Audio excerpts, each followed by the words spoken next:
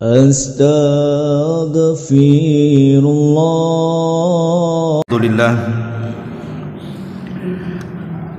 Alhamdulillahilladzi hadana wa kafana wa ja'alana minal muslimin. Asyhadu an la ilaha illallah wahdahu rabbi la syarika lah wa asyhadu anna Muhammadan abduhu wa rasuluhu alladzi la nabiyya ba'dah. Ma'asyiral muslimin wal muslimat rahimani wa rahimakumullah. Alhamdulillah, di malam hari ini kembali kita bisa duduk untuk talabul ilmi di Masjid Muhajirin. Salat dan juga salam kita hadiahkan kepada Rasul kita Nabi besar Muhammad sallallahu alaihi wa ala alihi wasallam.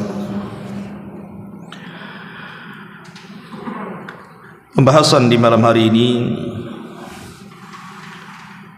kita akan membahas tentang keutamaan menghidupkan sunnah-sunnah yang sudah mulai ditinggalkan manusia. Tentu juga seiring karena dekatnya bulan Ramadan, maka sudah selayaknya dan sepatutnya kita menghidupkan kembali sunnah-sunnah Nabi, karena akan banyak keutamaan dan keistimewaan yang kita akan dapati dari orang yang menghidupkan sunnah Nabi sallallahu alaihi wa ala alihi wasallam ini. Di dalam sebuah hadis yang dikeluarkan oleh Imam Muslim dari hadis Abi Hurairah radhiyallahu anhu, Nabi sallallahu alaihi wasallam mengatakan,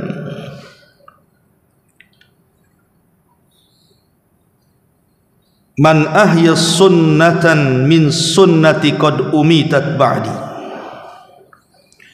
fa inna lahu minal ajri mithla man amila biha min ghairi an yanqusa min ujurihim syai'un." Barang siapa yang menghidupkan sunnahku setelah banyak ditinggalkan manusia, maka dia akan mendapatkan pahala seperti pahala orang yang melakukannya tanpa mengurangi pahala mereka sedikit pun. Dari hadis ini saja kita sudah tahu bagaimana keistimewaan orang yang menghidupkan sunnah Nabi, akan mendapatkan pahala yang sangat banyak. Tentu di antara penyebabnya kenapa akhir-akhir ini banyak kemudian orang yang meninggalkan sunnah Nabi sallallahu alaihi wasallam, tidak lain dan bukan karena keterasingan Islam itu sendiri. Dan 14 abad yang silam Rasul sallallahu alaihi wasallam sudah menghabarkan. Kata Nabi sallallahu alaihi wasallam, "Bada'al Islamu ghariban wa sayaudu ghariban kama bada'a, fatuba lil ghuraba." Permulaan munculnya Islam itu dianggap asing, dianggap aneh, dan keasingan serta keanehan Islam ini akan terulang kembali. Makanya Nabi sallallahu alaihi wasallam kemudian memberikan keutamaan bagi yang menghidupkan Islam yang dianggap aneh itu, fatuba lil ghuraba. Beruntunglah orang-orang yang dianggap aneh saat menghidupkan Islam itu. Ma'asyiral muslimin yang dimuliakan Allah Subhanahu wa taala, ada keutamaan besar sebelum saya menjelaskan beberapa contoh sunnah-sunnah yang mulai ditinggalkan. Yang pertama, menghidupkan sunnah Nabi sallallahu alaihi wasallam adalah sababul hidayah, sebab kita akan meraih hidayah Allah Subhanahu wa taala. Dan itu disebutkan dalam surah Nur ayat 54. Qul atiullaha wa atiur rasul fa in tawallaw fa innama alaihi ma hummila wa alaikum ma humiltum wa in tuti'uhu tahtadu wa ma 'alar rasuli illa al balagul mubin. Di sini Allah Subhanahu wa taala mengatakan wa in tuti'uhu, kalau kalian mentaati Nabi, mentaati Rasul, tahtadu, kalian akan mendapatkan hidayah.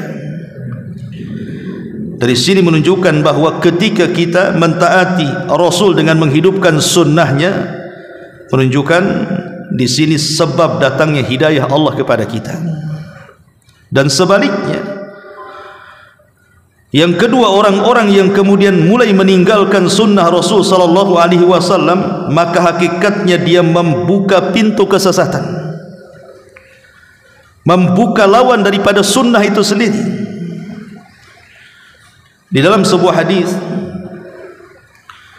Nabi sallallahu alaihi wasallam sampai mengatakan,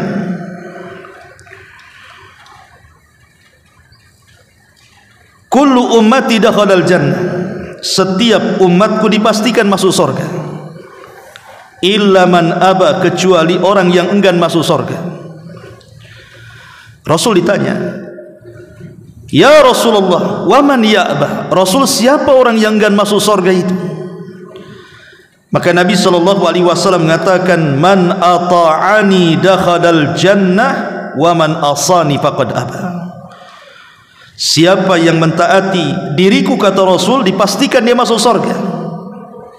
Dan siapa yang tidak mentaatiku, dipastikan dia masuk neraka. Dan tidaklah orang masuk neraka kecuali karena kesesatan. Makanya disebutkan oleh Imam Malik rahimahullahu ta'ala, as-sunnatu kasafinatin, sunnah itu seperti perahunya Nabi Nuh. Man raqibaha faqad najah, siapa yang naik ke perahu Nuh maka dia akan selamat.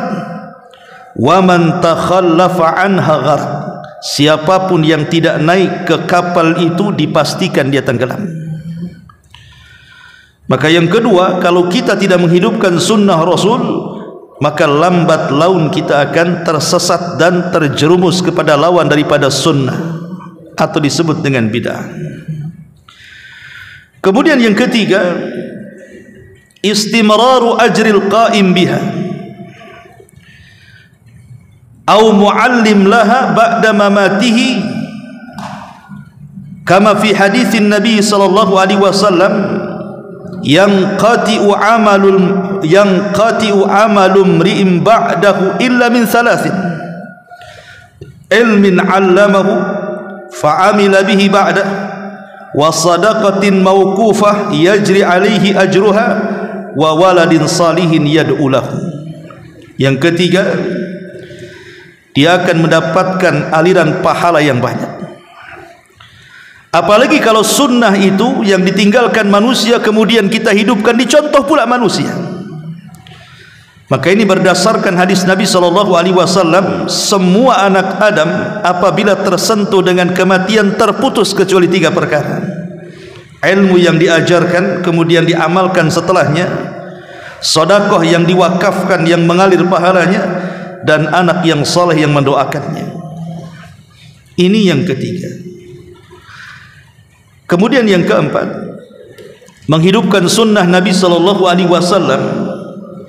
dia akan mendapatkan usul mahabbatillahi azza wa jalla, kecintaan Allah subhanahu wa ta'ala kepada kita. Dan itu disebutkan dalam surah Al-Imran ayat 31, Qul in kuntum tuhibbunallaha fattabi'uni yuhibbukumullah wa yaghfir lakum dhunubakum wallahu ghafurur rahim. Katakan ya Muhammad, jika kalian betul-betul mencintai Allah, ikuti aku, maka Allah akan mencintai kalian, bahkan mengampuni dosa kalian, karena Allah Maha Pengampun lagi Maha Penyayang. Lihat bagaimana Allah Subhanahu wa ta'ala akan memberikan kecintaannya kepada kita, kepada siapapun yang berusaha menghidupkan sunnah Nabi. Bahkan dalam hadis kursi yang ma'ruf, Nabi SAW mengatakan, wa ma yazalu abdi yataqarrabu ilayya bin nawafil hatta uhibbahu.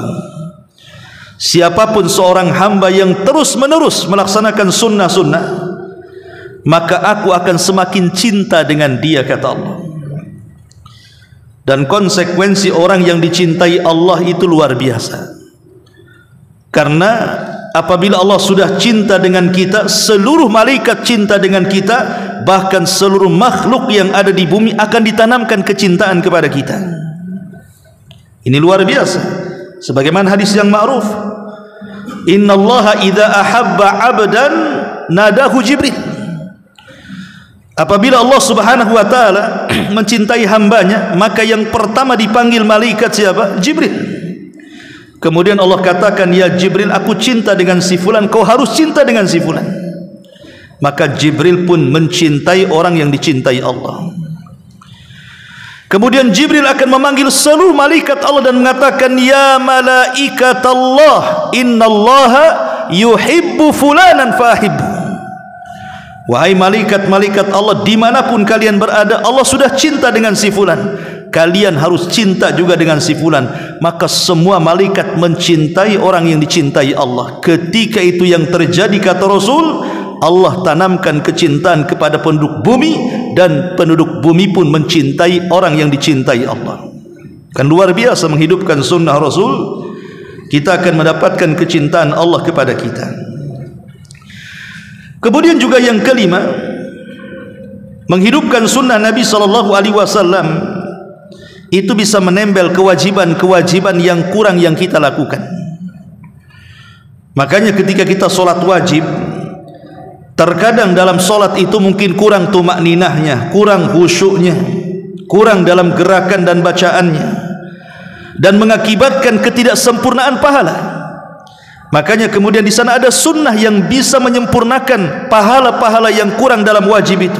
Disyariatkanlah rawatib yang disebut dengan ba'diyah dan juga qabliyah, dan sunnah-sunnah yang lainnya. Begitu juga dalam Ramadan, terkadang mungkin ketika kita berpuasa Ramadan ada kurangnya kita dalam berpuasa itu, maka dibuatlah puasa ba'diyah dan qabliyah. Ya, tentu puasa qabliyah disebut puasa Sya'ban, dan ba'diyah disebut puasa Syawal, supaya Ramadannya mendapatkan kesempurnaan pahala. Artinya dengan menghidupkan sunnah Nabi SAW itu bisa menyempurnakan pahala. Ini yang kelima. Yang keenam, bahkan lil mutamassik bis sunnah fadlun kabirun wa yazdadu fadluhu rif'atan. Orang yang menghidupkan sunnah Nabi SAW akan mendapatkan keistimewaan besar, bahkan dia akan diangkat derajatnya dan dilipat gandakan pahalanya.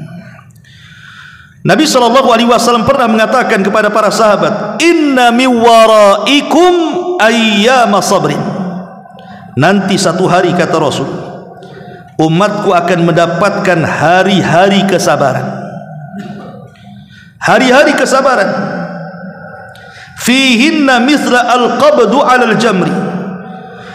Di antara kalian apabila memegang sunnahku, kata Rasul, maka seperti memegang bara api. Sifat bara api apa? Panas. Kalau anda memegang bara api, arang panas saja, arang yang untuk mensetrika itu, peganglah tuh yang ketika membara tuh, pasti akan panas. Boleh jadi melepuh, boleh jadi terbakar tangan kita, boleh jadi kita melemparnya. Kata Nabi SAW, nanti di akhir zaman ada orang-orang yang memegang sunnah itu seperti memegang bara api. Semakin dipegang, semakin banyak pula ujian. Tapi kalau dia kemudian dilepaskan, maka lepaslah sunnah dalam badan. Makanya kata Nabi SAW, lanjut hadisnya, lil amili fihinna mithla ajri khamsina rajulan ya'maluna mithla amalikum. Maka siapapun yang beramal dari sunnah tersebut, maka dia akan mendapatkan pahala 50 orang laki-laki, maksudnya para sahabat, seperti yang kalian amalkan. Kita mendapatkan 50 amalan para sahabat, bayangkan. Dan ini sudah zamannya. Betapa banyak kemudian sunnah-sunnah yang kita hidupkan dianggap asing dan dianggap aneh, bahkan disesatkan pula.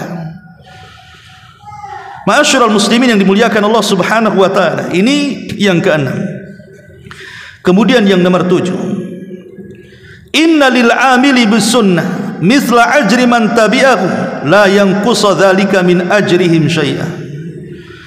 Orang yang menghidupkan sunnah Rasul di tengah-tengah masyarakat, kemudian kita mencari contoh, akhirnya kemudian masyarakat tahu bahwa itu sunnah, kemudian mengikutinya, maka dia akan mendapatkan pahala dan pahala orang yang mengikutinya tanpa mengurangi pahala mereka sedikit pun, alias multi level pahala. Dia akan mendapatkan pahala banyak. Ini juga diantara keutamaan menghidupkan sunnah Nabi. Yang nomor 8, takfirudz dzunub, bisa menghapuskan banyak dosa. Karena banyak amalan-amalan sunnah itu secara umum pahalanya adalah menghilangkan dosa. Kata Allah Subhanahu wa taala berfirman, innal hasanat yudhibnas sayyi'at. Setiap kebaikan yang kita lakukan itu akan menghapuskan semua keburukan kita. Dan sunnah Nabi itu sebuah kebaikan. Kalau kita menghidupkan sunnah Rasul secara tidak langsung, berarti kita sudah menghapuskan keburukan kita. Ini yang nomor 8. Yang nomor 9, tahassunul insan, kita akan terjaga. Orang yang sehari-hari menghidupkan sunnah Rasul, maka dia akan terjaga dari hawa nafsu, terjaga dari syaitan, terjaga akhlaknya, karena dia berusaha mencontoh Nabi sallallahu alaihi wasallam. Kemudian yang nomor 10, himayatul insan minal wuqu fil bid'ah. Manusia akan terjaga untuk terjerumus kepada perkara-perkara bid'ah alias menyelisih sunnah. Karena ketika kita menghidupkan sunnah berarti menghilangkan bid'ah, ketika kita melakukan bid'ah berarti mematikan sunnah. Kemudian yang nomor 11, ta'zim sya'airallah. Dengan menghidupkan sunnah itu artinya kita sedang mengagungkan syiar-syiar Allah. Dan Allah Subhanahu wa taala mengatakan, "Wa man yu'azzim sya'airallah fa innaha min taqwal qulub." Siapapun yang mengagungkan syiar-syiar Allah, maka itu hakikatnya dia telah menunjukkan ketakwaan hatinya. Kemudian yang nomor 12, dan ini yang luar biasa, adalah rafiqun Nabi sallallahu alaihi wasallam fil jannah. Kita akan menjadi teman Rasul di surga. Kata Nabi sallallahu alaihi wasallam, man ahya sunnati, siapapun yang menghidupkan sunnahku, kata Rasul, faqad ahabbani, dia telah mencintai aku. Wa man ahabbani kana ma'i fil jannah, siapapun yang mencintai aku, kata Rasul, maka dia akan menjadi temanku di surga. Maka menghidupkan sunnah Rasul akan menjadi teman Nabi sallallahu alaihi wasallam di surga. Kemudian yang nomor 13, iqamatuddin, tentu menghidupkan sunnah sama dengan menghidupkan agama. Mematikan sunnah sama dengan merobohkan agama, karena agama itu terbangun dari sunnah Rasul, bukan hanya Al-Quran. Tentu yang terakhir, di akhirat orang-orang yang menghidupkan sunnah Nabi sallallahu alaihi wasallam tentu dijanjikan sorga, yang kita tahu Allah katakan, fala ta'lamu nafsun ma ukhfiya lahu min qurrati a'yun. Tidak ada yang tahu keindahan sorga, karena sorga itu tidak pernah keindahannya dilihat mata, didengar telinga, terlintas pun tidak bisa, saking indahnya. Dan banyak lagi keutamaan-keutamaan, ini hanya sedikit saja bagaimana orang yang menghidupkan sunnah Rasul akan mendapatkan banyak keutamaan. Baik, ma'asyiral muslimin yang dimuliakan Allah Subhanahu wa taala, di zaman Nabi sallallahu alaihi wasallam ada seorang wanita namanya Ummu Habibah radhiyallahu anha. Dia mengatakan, aku mendengar Nabi sallallahu alaihi wasallam bersabda, man shalla itsnatai asyrata rak'atan fi yaumin wa lailatin bunya lahu bihinna baitun fil jannah. Kata Ummu Habibah, ketika aku mendengar Rasul bersabda, siapapun yang berusaha untuk melaksanakan 12 rakaat rawatib dalam sehari semalam, maka akan dibangunkan baginya istana di surga. Ada seorang rawi yang meriwayatkan hadis ini dari Ummu Habibah, namanya Amr ibn Aus. Jadi Amr ibn Aus ini mendengar hadis ini dari Ummu Habibah. Apa kata Amr bin Aus? Wallahi ma taraktuhunna mundu an sami'tuhunna min Ummi Habibah. Dia mengatakan yang pertama Ibnu Ambasa dulu. Ibnu Ambasa mendengar dari Ummu Habibah. Kata Ibnu Ambasa, demi Allah ketika aku mendengar Ummu Habibah seperti itu mengatakan dari Nabi SAW, aku tidak pernah meninggalkan 12 rakaat itu sehari semalam. Lah, Ibnu Ambasa ini punya murid namanya Amr ibn Aus. Maka Amr ibn Aus mengatakan, demi Allah aku pun tidak pernah meninggalkan 12 rakaat itu semenjak aku mendengar dari Ibnu Ambasa mengatakan seperti itu. Lah, Amr ibn Aus ini punya murid namanya Nu'man ibn Salim. Apa kata Nu'man ibn Salim? Demi Allah aku pun tidak pernah meninggalkan 12 rakaat itu sejak aku mendengar Amr ibn Aus mengatakannya. Lihat bagaimana salaful ummah, salafus salih, mereka berusaha menghidupkan sunnah Nabi. Mereka mendengar itu sunnah Rasul dan sahih saja langsung diamalkan. Itulah hebatnya para sahabat Nabi SAW dan ulama salafun salih. Atau contoh yang lain, Ali bin Abi Thalib radhiyallahu anhu, ketika Fatimah putri Rasul meminta pembantu kepada Nabi, kemudian Nabi SAW mendatangi keduanya, kemudian mengatakan, wahai Fatimah, wahai Ali, maukah ku ajarkan kepada kalian beberapa kalimat yang kalau kalian baca lebih baik daripada anda memiliki pembantu laki-laki atau perempuan? Kata Fatimah dan Ali mengatakan, tentu wahai Rasul. Maka Nabi SAW mengatakan, kalau begitu katakanlah setiap engkau beranjak ke pembaringan tidurmu, tasbih 33 kali, tahmid 33 kali, dan takbir 34 kali, artinya 100. Ali radhiyallahu anhu saat terjadi perang Siffin, artinya kan Ali sudah menjadi khalifah setelah Abu Bakar meninggal, Umar meninggal, Utsman meninggal. Kemudian Ali radhiyallahu an menjadi khalifah dan terjadi perang Siffin melawan Muawiyah yang ada di Syam. Apa kata Ali? Dia mengatakan, demi Allah sampai di perang Siffin sekalipun aku tidak pernah meninggalkan yang diajarkan Nabi ini. Luar biasa, ya. Bahkan Umar bin Khattab radhiyallahu an ketika ditanya oleh para sahabat saat tawaf, kalau antum yang pernah umroh, kemudian tawaf, kita tahu putaran pertama dalam tawaf itu lari-lari kecil. Baru putaran setelah 3 kali putaran, keempat, kelima, keenam, ketujuh baru biasa. Namanya disebut romal namanya, dengan melihatkan pundak. Jadi ada sebagian orang bertanya kepada Umar dan mengatakan, ya Amiral Mukminin, ma lana wali ramli. Wahai Amiral Mukminin, buat apalah kita ini lari-lari kecil? Bukankah tujuan lari-lari kecil di zaman Rasul ketika tawaf itu maksudnya untuk memperlihatkan kekuatan, bahwa badan mereka sterk, punya kekuatan, mereka tidak disentuh dengan hummal Yathrib, penyakit yang wabah yang terjadi di Madinah. Jadi lari-lari kecil itu kayak tentara gitu, nakut-nakuti orang Quraisy. Lah sekarang Mekah sudah dikuasai, Madinah sudah dikuasai, siapa yang berani dengan kita? Jadi orang ini mengatakan, kalau begitu kan ilatnya, sebabnya sudah hilang, ya sudahlah, biasa aja lah, nggak usah lari-lari gitu maksudnya.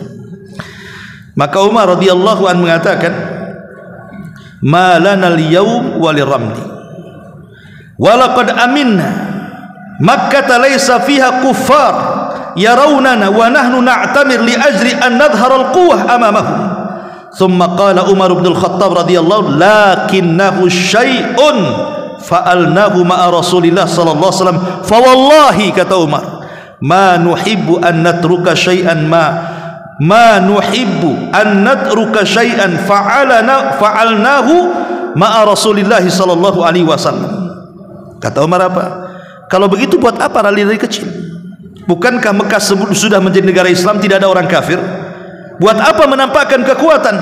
Tapi Umar mengatakan, akan tetapi, kata Umar, sesuatu yang kami lakukan bersama Nabi sallallahu alaihi wasallam, fa wallahi demi Allah, kami tidak hendak meninggalkan sesuatu yang telah kami kerjakan di masa Nabi sallallahu alaihi wasallam. Walaupun sebabnya sudah hilang, tapi karena ini sunnah Rasul, Umar tetap menghidupkannya. Karena ini sunnah Nabi. Makanya juga di riwayat yang lain ketika Umar berusaha mencium Hajar Aswad, apa kata Umar? Kalau bukan aku melihat Rasul mencium kamu, buat apa aku cium kamu, kata Umar. Jadi menciumnya Umar kepada Hajar Aswad itu karena Rasul mencium, itu saja. Nah, itu menunjukkan bagaimana ketaatan para sahabat kepada Nabi SAW walaupun Rasul sudah pupus dan meninggal, karena demi menghidupkan sunnah Nabi SAW. Ma'asyiral muslimin yang dimuliakan Allah Subhanahu wa taala, Al-Imam Az-Zuhri mengatakan, kana man madha min ulama'ina yaquluna al-i'tisamu bisunnati najatun. Kata Imam Zuhri, ulama-ulama kami dulu, maksudnya ulama-ulama salaf sebelum kami, mereka senantiasa berusaha mengatakan berpegang kepada sunnah itu sebuah keselamatan. Bahkan Fudail bin Iyad mengatakan, inna lillahi ibadan yuhyi bihimul bilad wa hum ashabus sunnah. Allah itu memiliki hamba-hamba yang senantiasa menghidupkan negeri-negeri, merekalah orang-orang yang berusaha menghidupkan sunnah Nabi sallallahu alaihi wasallam. Dan banyak lagi ucapan ulama salaf tentang keutamaan bagaimana menghidupkan sunnah Nabi sallallahu alaihi wasallam. Baik, kita akan contohkan beberapa perkara yang merupakan sunnah yang sudah dilupakan manusia, dan itu hampir di semua ibadah ada, ya. Yang pertama, sunanus salam, sunnah ketika kita mengucapkan salam. Kita tahu bahwa salam ini adalah salam penghormatan bapak kita Adam dan seluruh keturunannya. Tetapi banyak kemudian di antara kaum muslimin yang mereka mulai meninggalkan mengucapkan salam, terutama mengucapkan salam kepada orang yang tidak dikenal. Kalau yang dikenal mungkin kita mengucapkannya, apalagi satu pengajian dari jauh pun sudah assalamualaikum, ya. Tapi orang yang tidak dikenal, jarang sekali kan begitu mengucapkan salam kepada orang yang tidak dikenal. Makanya kemudian Nabi SAW sampai mengatakan bahwa salam itu ala man arafta wa ma lam ta'rif, kata Rasul. Kau sampaikan kepada orang yang kau kenal, atau kau sampaikan kepada orang yang kau tidak kenal. Dan ini sunnah yang mulai ditinggalkan. Salam itu kepada orang yang dikenal saja. Dan Ali radhiyallahu an pernah ditanya ketika menjadi seorang khalifah di Kufah, ya Amirul Mukminin, mata takhrujad Dajjal? Wahai Amirul Mukminin, kapan keluar Dajjal itu? Maka kemudian Ali radhiyallahu an menyebutkan tanda-tandanya sampai bicara soal salam. Apabila manusia sudah mengucapkan salam kepada yang dikenal dan tidak mengucapkan salam kepada yang tidak dikenal. Dan ini sunnah mahjurah, sunnah yang mulai ditinggalkan. Ini yang pertama. Yang kedua, ya, tathhirul fammi bisiwak, memakai siwak. Sekarang mulai ditinggalkan, hampir-hampir kita tidak melihat orang yang bersiwak, kan. Padahal siwak itu sunnah Nabi SAW. Sebagaimana hadis Abi Burdah dari bapaknya, dia mengatakan, ataitun Nabiyya SAW fawajadtuhu yastannu bisiwak biyadihi yaqulu uwas siwaku fi fihi ka'annahu yatahawwa. Kata Abi Burdah radhiyallahu dari bapaknya, aku mendatangi Nabi SAW dan aku dapati tangan Rasul memegang siwak dan terus bersiwak. Ini menunjukkan bahwa siwak ini juga mulai sunnah yang ditinggalkan.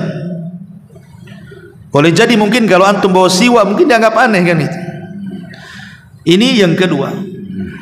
Yang ketiga, sunanun naum, sunnah-sunnah yang bicara soal tidur.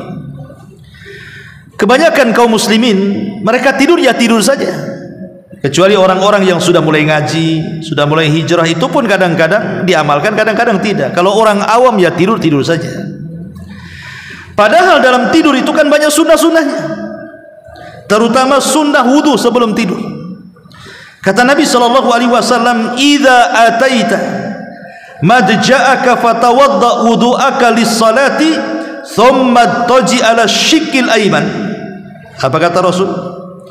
Siapa yang menuju pembaringan tidurmu, kemudian dia berwudu, setelah dia berbaring, dia sandarkan ke lambung sebelah kanan, maka kemudian disebutkan dalam hadis yang lain, man bata tahiran bata fi syiarihi malakun.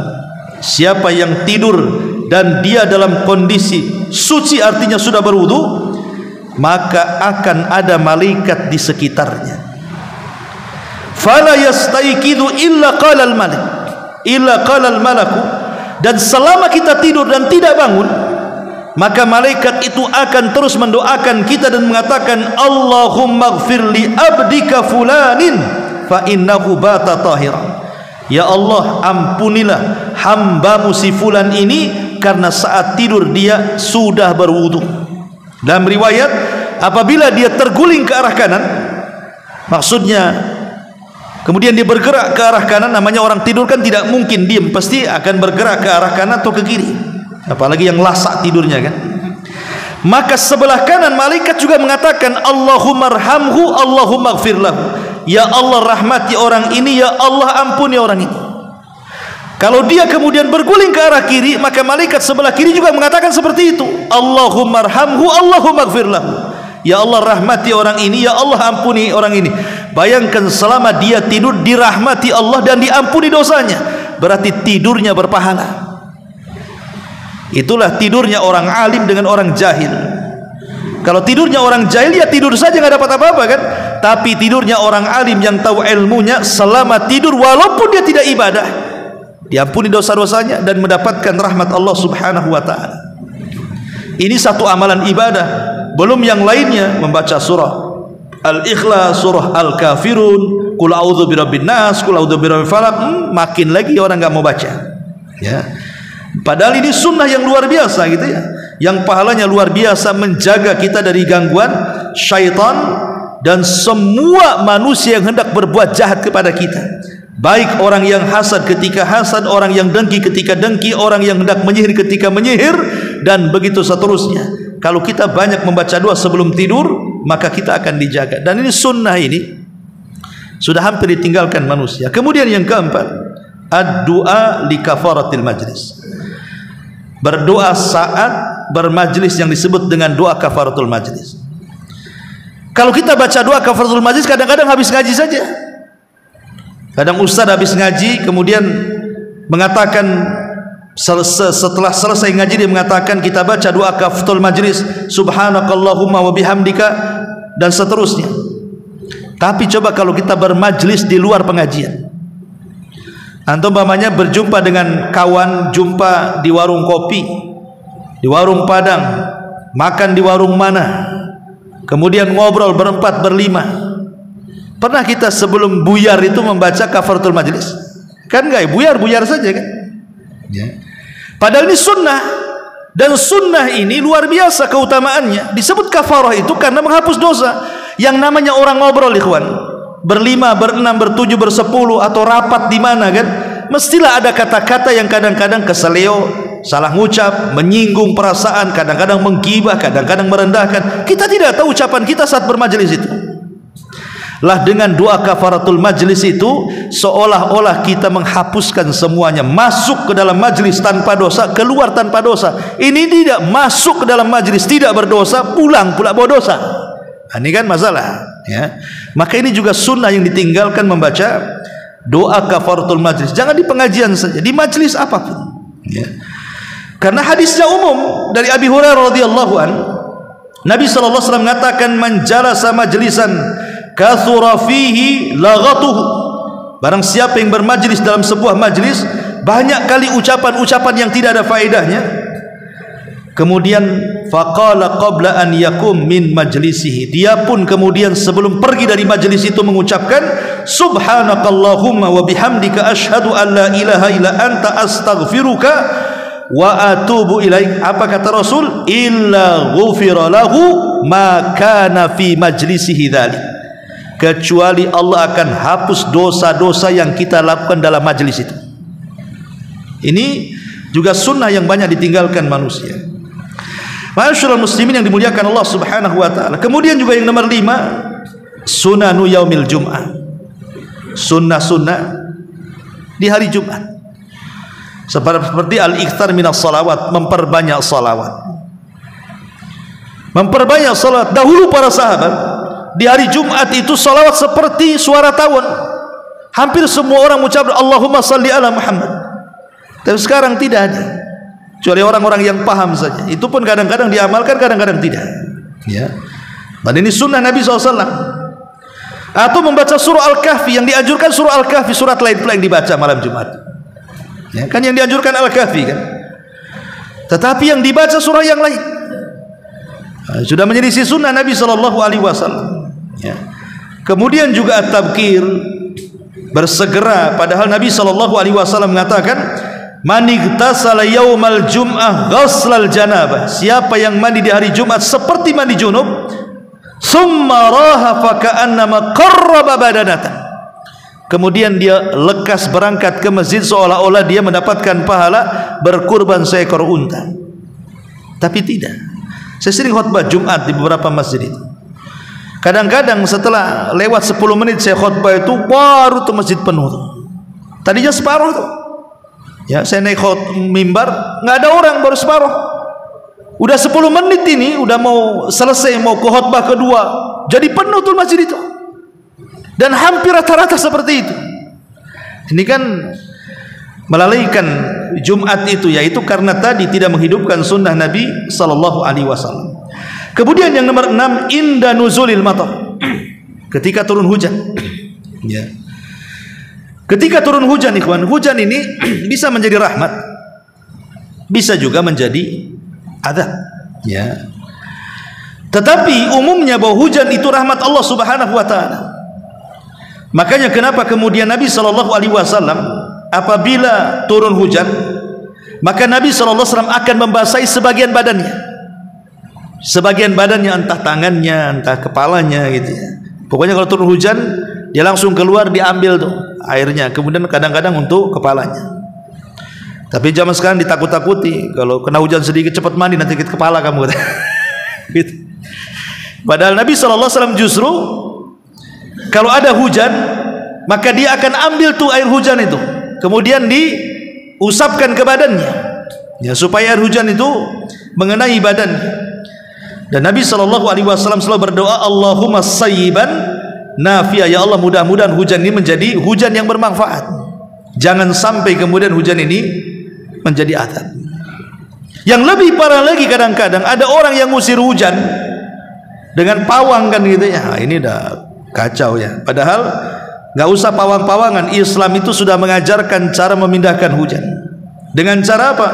Berdoa kepada Allah, Allahumma hawalaina wala alaina, Allahumma alal akam wad tirab wa butunil audiyati wa madabiti syajari, rawahul Bukhari.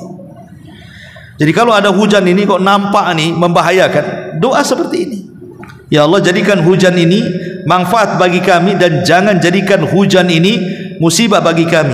Kalau seandainya hujan ini akan mendatangkan musibah bagi kami, pindahkan tuh ke tebing-tebing, ke lembah-lembah, ke tempat-tempat tumbuh-tumbuhan di situ tumbuh.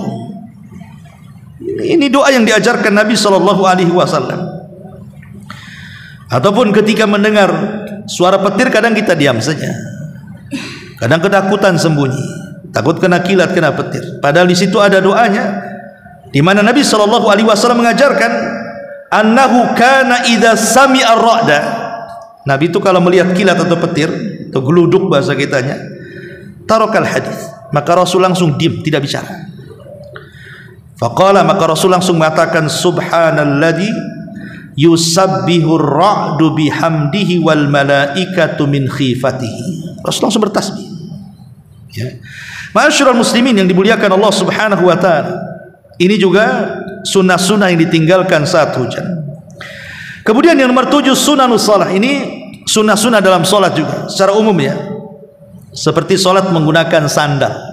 Itu sunnah Nabi. Sekali-kali antum salat kalau di rumah, tidak ke masjid, lagi sakit, salat pakai sandal. Karena itu sunnah Nabi sallallahu alaihi wasallam. Ataupun umpamanya ketika salat memperpanjang italatur raf'i ba'da ruku. Ketika kita habis ruku kemudian i'tidal, itu Nabi sallallahu alaihi wasallam memperpanjang i'tidal. Tapi betapa banyak coba orang-orang yang salat ketika ruku langsung sujud. Kan aneh kan itu, padahal ini sunnah Nabi sallallahu alaihi wasallam. Atau duduk iq'a. Duduk iq'a itu tegak seperti ini ketika duduk di antara dua sujud. Kalau antum melakukan di tengah-tengah orang awam disangkanya sujud apa? Ini pada itu sunnah Nabi SAW sujud iq'a itu kan. Ya, termasuk juga doa setelah tasyahud kan. Ya kalau antum sudah ngaji mestilah berdoa kan. Tapi banyak orang awam mereka hanya cukup membaca tahiyat, kemudian syahadat, kemudian tasyahud, kemudian salam. Pada situ ada sunnah kan. Sunnah membaca 4 perlindungan. Selepas itu kadang-kadang Nabi SAW membaca Allahumma inni a'udzubika minal ma'thami wal maghram.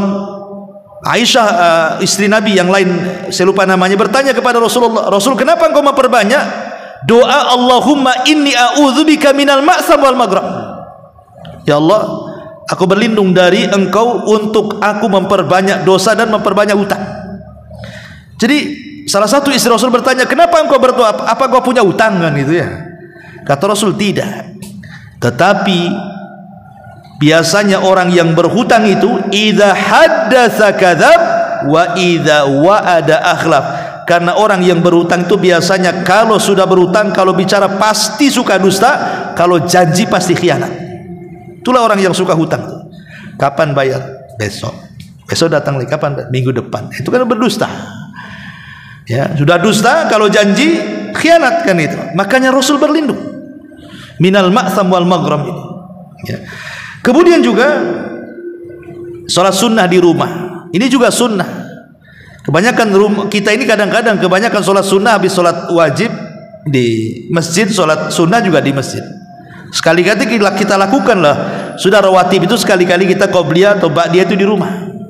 Ya, ataupun salat-salat sunnah yang lainnya. Karena Rasul yang mengatakan jangan kau jadikan rumah kalian seperti kuburan. Ini juga sunnah yang ditinggalkan. Ya, tidak menjalankan sunnah di dalam rumah. Dan banyak lagi. Kemudian yang nomor 8 sunanul wudu. Sunnah wudu. Di antaranya sunnah wudu adalah yang ditinggalkan adalah madmadhah wal istinsyaq. Ketika berwudu tidak pernah berkumur-kumur. Ya, wudu itu berkumur-kumur, masukkan air ke mulut, sedikit ke hidung, itu istinsyak namanya. Kemudian berkumur-kumur dengan kencang, tidak. Saya lihat orang berwudu itu ya ngelepehkan aja, masuk lepeh gitu saja. Tidak ada dikumur-kumur kencang itu. Memang kalau dalam puasa tidak boleh, karena Rasul mengatakan fabaligh fil madmadati wal istinsyak illa an takuna shaimah. Berlebih-lebihlah kalian berkumur-kumur dan masukkan air ke hidung kecuali sedang berpuasa, karena takut ketelan kan. Tapi kalau tidak puasa apa masalahnya? Ini sunnah ya. Jangan sampai ditinggalkan karena ini kesempurnaan wudu juga. Termasuk juga tidak menyempurnakan wudu saat kita tidak suka memegang air, mungkin waktu dingin, mungkin lagi greges, lagi demam, lagi apa gitu ya. Selama kita masih menggunakan air tetaplah berwudu seperti itu. Jangan asal seblok saja kaki itu tapi juga dicuci gitu ya. Ma'asyiral muslimin yang dimuliakan Allah Subhanahu wa taala, termasuk doa selepas wudu membaca 2 kalimat syahadat.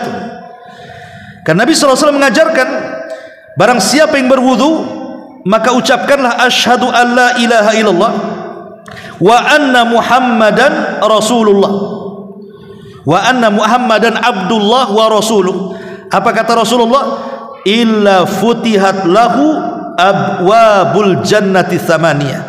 Orang yang selepas wudu kemudian bersyahadat, maka Allah buka pintu sorga yang 8 itu. Selepas wudu itu bersyahadat asyhadu an la ilaha illallah wa asyhadu anna muhammadan abduhu wa rasuluh. Apa sulitnya bersyahadat setelah wudu? Ya. Baru kemudian kita berdoa seperti Allahumma ij'alni minat tawwabin waj'alni minal mutatahhirin umpamanya kan. Tapi syahadatnya penting setelah wudu. Dan ini sunnah yang ditinggalkan ya, ketika bicara soal wudu. Kemudian juga yang selanjutnya yang nomor 10, sunanus sujud. Sunnah dalam sujud. Kalau sujud dalam solat sudah jelas kan itu. Tapi ada sujud-sujud di luar solat yang dilupakan manusia. Contohnya namanya sujud tilawah. Ya gimana mau sujud tilawah baca Quran pun tidak kan? Karena biasanya orang yang sujud tilawah itu karena suka baca Quran kan. Qurannya saja ditinggalkan. Macam mana pula sujud tilawahnya? Oke lah dia baca Quran, tapi banyak orang-orang yang kemudian ketika lewat di ayat-ayat sujud tilawah itu dia tidak sujud. Padahal sunnah Nabi. Makanya iblis itu tidak suka apabila ada orang yang membaca Quran saja sujud tilawah, itu ayat-ayat tilawah, kemudian sujud tilawah. Apa kata iblis? Sambil dia sakit hati dia mengatakan, hamba ini diperintahkan Allah untuk sujud, dia pun sujud. Tapi dulu aku diperintahkan sujud, aku pun enggan sujud. Dia dapat sorga, aku pula dapat neraka. Itu kata iblis. Dan di dalam Al-Quran ada yang mengatakan 14 ayat, ada yang mengatakan 15 ayat yang ada sujud tilawahnya, seperti surah Al-A'raf ayat 206, surah Ar-Ra'du ayat 15, surah An-Nahl ayat 50, surah Al-Isra ayat 109, surah Maryam ayat 58, surah Al-Hajj ayat 18, kemudian diulang lagi dalam surah Al-Hajj ayat 77-nya, kemudian Al-Furqan ayat 60, An-Naml ayat 26, kemudian juga surah As-Sajdah ayat 15, surah Sad ayat 34, surah Fussilat ayat 37, ayat 38, surah An-Najm ayat 62, surah Al-Insyiqaq ayat 21, dan yang terakhir Al-Alaq, wasjud waqtarib ayat 19. Itulah ayat-ayat sujud tilawah. Lalu apa yang diucapkan? Jumhur ulama mengatakan membolehkan kita membaca seperti doa sujud biasa, subhana rabbiyal a'la. Tapi ada juga disunahkan membaca sajada wajhi lilladzi khalaqahu wa syaqqa sam'ahu wa basarahu bihaulihi wa quwwatihi. Tapi kalau tidak hafal ya sudah subhana rabbiyal a'la, sudah cukup itu. Kemudian juga sujud syukur. Ya, sujud syukur juga penting karena sujud syukur itu untuk menambah nikmat, ikhwan. Jadi kalau kita mendapatkan nikmat sujud di mana saja, tanpa kemudian dibatasi dengan tempat dan waktu, dan tidak harus dalam kondisi suci. Pokoknya mendapatkan nikmat syukur. Termasuk juga ketika melihat ada orang yang kecelakaan, ya, itu juga bagian daripada nikmat karena bukan kita yang celaka. Pokoknya ada orang ketabrak nih, sujud syukur, bukan sujud karena dia kecelakaan, tidak. Kita pula nanti dimarahi orang. Maksudnya kita bersyukur bukan kita yang celaka gitu maksudnya. Nengok rumah tetangga kebakaran sujud, memang hasad lah gitu. Bukan, maksudnya alhamdulillah rumah kita tidak terbakar. Ya, ma'asyiral muslimin yang dimuliakan Allah Azza wa Jalla. Ya, kemudian juga salat taubah. Mungkin di antara kita jarang melaksanakan salat taubat.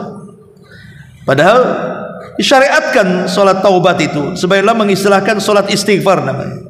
Jadi saat kita melakukan dosa, kita disunnahkan untuk salat taubah. Memang ada 5 pendapat ulama tentang waktunya. Ada yang mengatakan setelah salat fajar, sebelum sampai terbit matahari.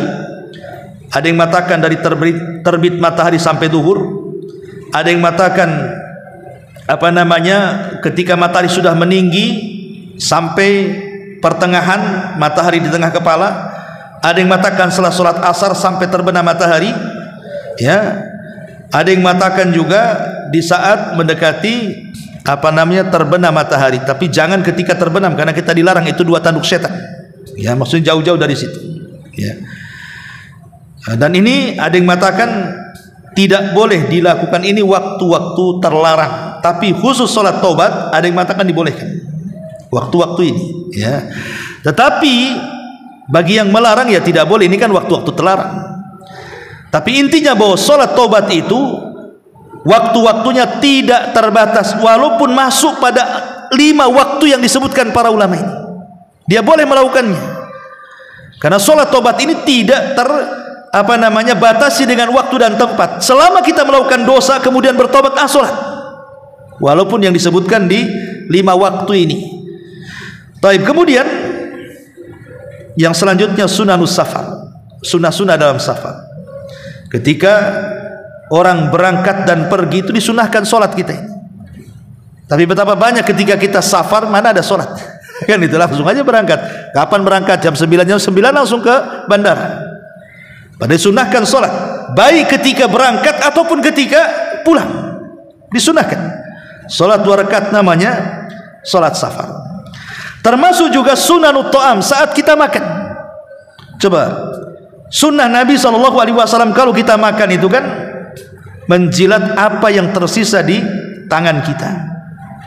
Tapi berapa banyak coba orang-orang yang habis makan, kadang di warung Padang itu kan lengket kan itu ya makanannya, kadang-kadang langsung aja dimasukkan ke kobokan kan, nggak dijilat dulu. Nanti disebut desa Ustaz. Bukan masalah orang desa atau orang kota, ini sunnah Nabi ya. Jadi masyarakat muslim ini juga sunnah kan, sudah mulai ditinggalkan kan ya. Kalau di pesantren-pesantrennya biasalah, bukan hanya tangan, sak nampan pun dijilat kalau di pesantren tuh. Mungkin kalau antum wali murid datang mungkin jijik. Ini sunnah Nabi. Karena kita tidak tahu berkah makanan itu ada di mana. Makanya kemudian kalau ada kita makan nih, ada yang jatuh, ambil. Boleh jadi itu yang jatuh itulah berkahnya di situ. Jadi sunnah-sunnah yang ditinggalkan, apalagi dengan adanya sendok, garpu dan yang lainnya, akhirnya sunnah-sunnah makan mulai ditinggalkan. Ya. Termasuk juga ma'asyiral muslimin yang dimuliakan Allah Azza wa Jalla, masalah makan itu sunnah untuk tidak mencela. Dan ini mukjizat Nabi. Nabi itu loh tidak pernah mencela makanan. Siapa yang bisa tidak mencela makanan seperti Nabi? Seumur hidup Nabi tidak pernah mencela makanan. Kata Aisyah radhiyallahu anha, ma'aban Nabi sallallahu alaihi wasallam ta'aman qat. Rasul tidak pernah mencaci maki makanan sedikit pun. Kalau dia suka dia makan, kalau tidak suka ditinggalkan. Coba kita ini ya, COD udah mahal, nggak enak pula. Oh, itu marah kita ini ya. Kadang-kadang jelas-jelas di warung tempat kita makan pun kita ngomong ini nggak bagus, ini makannya ini nggak enak, ini macam-macam. Padahal di warungnya orang itu dia bisa mengatakan seperti itu. Bahkan ada orang yang langsung mengkritik, makananmu nggak enak katanya. Itu bayangkan, nggak ada perasaannya kan. Dan ini mukjizat Rasul. Rasul tidak pernah mencela makanan. Coba sehari kita tidak mencela makan ya, kalau suka makan, nggak suka ya sudah. Nah, itulah makanya sifat Nabi. Ketika Rasul itu tidak suka makan biawak, Khalid bin Walid kan suka makan biawak. Tentu jangan disamakan biawak Batam dengan biawak padang pasir. Dari warnanya aja beda. Kalau biawak padang pasir itu putih ya, dan jalannya berkelok di dalam padang pasir itu. Tapi kalau biawak Batam ini warnanya hitam.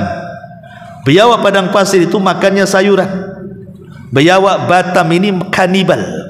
Jadi kalau satu kandang nih biawak padang pasir dengan biawak Batam dimakan tuh biawak padang pasir. Sana makan sayur, di sini makan daging. Sehingga hukumnya beda. Kalau biawak di sana halal, biawak di sini haram. Ya, jangan asal biawak dhob, bahasa Arabnya dhob biawak, main tangkap biawak, masak pula biawak. Jangan. Tidak sama biawak sini dengan sana. Lah Khalid itu ketika makan biawak, Rasul hadir, ditawarkan, Rasul tidak mau. Rasul yang mengatakan, maaf ya Khalid, di kampungku nggak ada makanan kayak gini. Ya, dia ngomong begitu. Rasul tidak makan, hanya mengatakan seperti itu, di kampung nggak ada. Karena Rasul tidak pernah mencela makan. Ma'asyiral muslimin yang dimuliakan Allah Subhanahu wa taala, termasuk juga masuk rumah. Betapa banyak orang-orang yang masuk rumah, ya masuk gitu saja. Padahal di situ disyariatkan 2 syariat kan. Orang masuk rumah itu pertama baca basmalah, yang kedua apa? Baca salam. Ustaz nggak ada orangnya, nggak apa-apa, nggak ada orangnya. Baca basmalah, ucapkan salam. Makanya Nabi SAW sampai mewanti-wanti dan mengatakan, "Idza dakhala ar-rajulu baitahu fadzakara Allah inda dukhuli wa inda ta'ami." Siapa yang masuk ke rumah, ketika dia masuk bismillah masuk ke rumah. Ketika dia makan bismillah dia makan. maka setan akan mengatakan kepada kawan-kawannya, la mabita lakum wala asya. Di rumah ini tidak ada tempat untuk kita dan tidak ada makan malam untuk kita, pergi. Maknanya kalau kita masuk tak baca basmalah, makan pula meninggalkan basmalah, berarti rumah kita gudangnya setan. Kita mempersilahkan setan masuk kan. Ini juga sunnah yang kadang-kadang ditinggalkan manusia ya. Kemudian juga al-julus inda syurbi, duduk ketika minum. Ini memang perkara remeh kawan. Minum duduk itu kan perkara remeh sebenarnya, tapi ini sunnah Nabi. Tapi betapa banyak coba orang-orang itu yang minum itu sambil berdiri kan, itu sudah berdiri glek-glek gitu, tidak pakai 3 nafas tuh. Padahal kan sunnah Nabi ini, pamannya ini minum nih, kita siap 1 berhenti, 2 3, gitu kan sunnah Nabi. Ada nafasnya, ada jedaknya, klok sampai habis. Itu kan. Tapi kan betapa banyak kan, sudah minum berdiri, minumnya pula sampai habis. Kadang-kadang habis diketok-ketok pula di sini. Ini kan masalah kawan ya kan. Ini memang perkara-perkara remeh, tapi ini kan sunnah Nabi. Ya, dan setiap melaksanakan sunnah akan mendapatkan banyak keistimewaan yang sebagaimana yang saya sebutkan di mukadimah tadi. Termasuk juga musafahatu indal liqa. Ketika kita berjumpa dengan kawan, selain mengucapkan salam, juga salaman. Dan Nabi SAW mengatakan jangan dilepas sampai orang itu yang melepas. Assalamualaikum, ambil tangannya, diamin aja ya, sampai dia yang melepas ya. Kenapa demikian? Karena ketika makin lama kita memegang dia, maka dosa-dosa itu akan keluar dari situ. Masalahnya dua-duanya paham Ustaz. Kalau lepas dua-dua kan itu. Ya kan ada jedanya. Maksudnya kalau sama orang-orang awam gitu ya agak lama. Itu juga menunjukkan keakraban dan kasih sayang juga. Selain daripada itu, Nabi SAW mengatakan dosa-dosa kita akan keluar dari situ. Ma'asyiral muslimin yang dimuliakan Allah, terutama ad-du'a lil muslimi bi dhahril ghaib. Di antara sunnah yang lain adalah mendoakan saudara kita tanpa sepengetahuan dia. Siapa di antara kita yang melakukannya coba? Ada tetangga kita sakit, kita doakan ya Allah mudah-mudahan dia sembuh. Siapa yang melakukan seperti itu? Tidak. Kecuali kalau ditanya tolonglah doakan saya, baru kita doakan. Sekarang tanpa diminta kita doakan. Ada saudara kita gulung tikar, ya Allah mudah-mudahan dia diberikan kekayaan, dimudahkan rezekinya, tanpa sepengetahuan dia, tanpa diminta lagi. Hampir kita tidak melakukannya. Padahal kata Nabi SAW, kalau kita mendoakan saudara kita, dia tidak tahu kita sedang mendoakannya, malaikat di atas kepala kita mengatakan engkau akan mendapatkan hal yang sama yang kau doakan kepada saudaramu. Jadi kalau kita katakan ya Allah sembuhkan saudara saya, malaikat mengatakan engkau juga. Ya Allah mudahkan rizki saudara saya, kata malaikat di atas kepala engkau juga. Dan begitu seterusnya. Makanya dalam ilmu parenting disebutkan, kalau kita sudah mendidik anak kita supaya menjadi anak yang soleh dan soleha, tapi juga belum dikabulkan oleh Allah Azza wa Jalla, doakan anak orang. Doakan juga anak orang.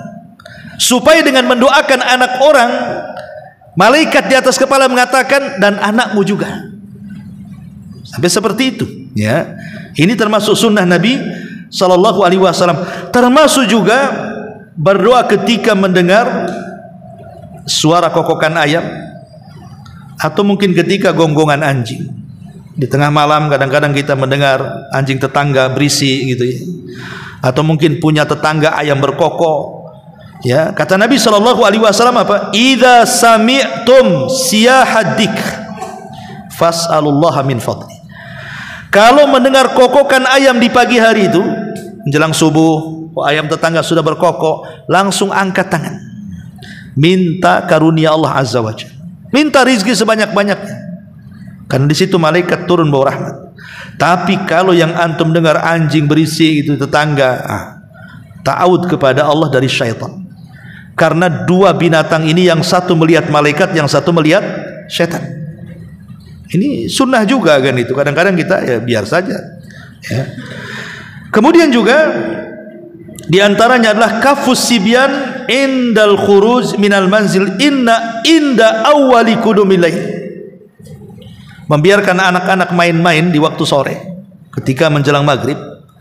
Kalau bisa anak-anak kita suruh masuk. Sampai kapan? Sampai waktu isya, jangan dikeluarkan. Yang anak-anak kecil itu, ya kalau sudah menjelang maghrib suruh masuk, jangan dikeluarkan sampai waktu isya. Kenapa demikian? Karena Nabi SAW yang mengatakan dalam sebuah hadis, idza kana janhul laili aw amsaitum fakafu sibyanakum fa inna syaitan yantashiru hina idzin. Apa kata Nabi SAW? Apabila sudah mendekati di matahari mulai terbenam, mendekati maghrib, masukkan anak-anak kalian ke rumah, karena syaitan di situ sedang bermain-main. Syaitan itu akan bermain-main dengan anak-anak. Kenapa? Karena anak-anak ini tidak pandai berzikir. Lain dengan orang dewasa, ya sudah bisa lah ta'awud kan, a'udzubillahi minasyaitonir rajim, sudah tahu gangguan syaitan, dia ta'awud, dia baca surat ini surat itu. Anak-anak kecil mana tahu? Anak-anak kecil itu tidak berakal, apalagi anak-anak 2-3 tahun mana bisa berzikir. Ya kita selamatkanlah, karena mereka belum bisa berzikir, belum bisa menjaga dirinya dari gangguan syaitan. Kita masukkan tuh ke dalam rumah, supaya anak-anak kita ini tidak kesurupan, tidak kesambet gitu ya, tidak mudah diganggu syaitan ketika dia sudah besarnya, karena kita sudah menjaga dari kecil. Ini sunnah-sunnah seperti ini kadang-kadang tidak diketahui manusia, ya. Ma'asyiral muslimin yang dimuliakan Allah Azza wa Jalla, termasuk juga al-mudawamatu 'alal amali salihi wa in qalla. Berusaha untuk mendawamkan satu ibadah kita dawamkan terus, walaupun mungkin ibadah itu remeh, lah. Sebenarnya mamanya ada seorang sahabat tuh kemana-mana bawa permen halawah bahasa Arabnya. Setiap anak kecil dikasih, pokok kemana-mana habis bawa lagi, jadi dia kecil ngasih halawah sama anak-anak saja. Dan itu amal soleh, membahagiakan anak-anak kan. Bukankah Rasul yang mengatakan termasuk amal yang paling dicintai Allah adalah sururun tudkhiluhu ala qalbi muslim, memasukkan kebahagiaan ke hati seorang manusia, walaupun itu anak-anak kan itu, ya. Atau mungkin kita mendawamkan apa, entah sholat sunnah apa, puasa apa, sedekah apa kan itu. Ini termasuk sunnah Nabi, mendawamkan salah satu ibadah walaupun kecil tapi terus menerus. Kemudian juga al-iktsar mina dua halar raha, berdoa kepada Allah Subhanahu wa taala saat senang. Karena biasanya saat senang orang itu lupa dengan Allah, saat susah baru ingat. Padahal Rasul yang mengatakan ta'arraf ilallah fir raha ya'rifka fi syiddah. Kenali Allah di waktu senang, Allah kenali kita di waktu susah. Ini juga termasuk sunnah yang ditinggalkan. Termasuk juga di antara sunnah yang ditinggalkan at-tasadduq inda taubah. Ketika kita bertobat kepada Allah Subhanahu wa taala, sebenarnya di sana ada sunnah sedekah. Kita menyesal nih banyak dosa, sedekah, ya. Tapi bukan seperti orang-orang di luar daripada Islam menebus dosa dengan memberikan uang sekian dan sekian sebagai tebusannya, bukan itu, tidak.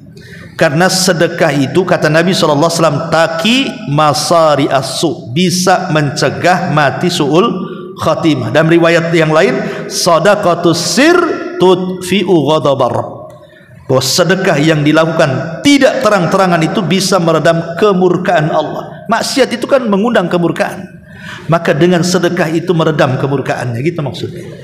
Ini juga termasuk sunnah-sunnah yang ditinggalkan, dan banyak lagi sebenarnya sunnah-sunnah Nabi yang mungkin dianggap manusia remeh, tapi sesungguhnya ketika kita melakukan dan menghidupkannya, itu sebuah pahala besar di sisi Allah Subhanahu wa taala. Wallahu alam. Sudah jam 9. Mudah-mudahan ada manfaatnya. Subhanakallahumma hamdika asyhadu an la ilaha illa anta astaghfiruka wa atubu ilaik. Allahu taala alam. Assalamualaikum warahmatullahi wabarakatuh.